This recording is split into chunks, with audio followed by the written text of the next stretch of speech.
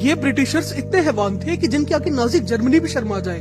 1940 में जब बंगाल में फेमाइन आया तो कलकत्ता में डेड बॉडीज ऐसे पड़ी थी जैसे मक्खी और मच्छर। जब इसकी रिपोर्ट विंस्टन चर्चिल को दी गई तो उसने साइड में एक छोटा सा स्क्रिबल कर दिया कि why Gandhi is not yet dead, कि गांधी अब तक जिंदा कैसे है। इतनी नफरत करते थे ये हिंदुस्तानियों से, और आज ये हमें व्हाइट मैन बॉर्डर्स थ्योरी बताते हैं।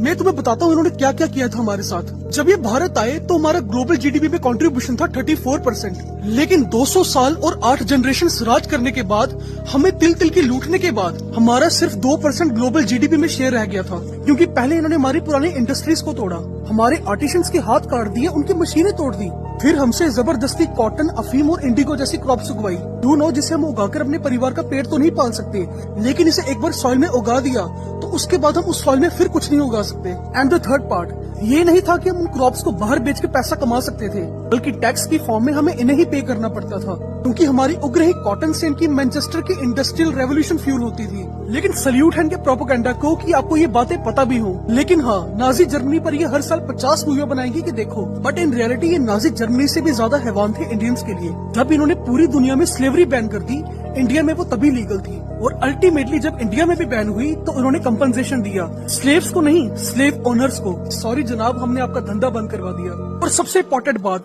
1757 में जब बैटल ऑफ प्लासी हो रहा था तो काफी ज्यादा इंडियंस सिर्फ तमाशा देख रहे थे, ना कि देश के लिए लड़ रहे थे। यहीं से हमारी मेंटालिटी का पता चलता है। Follow for more content.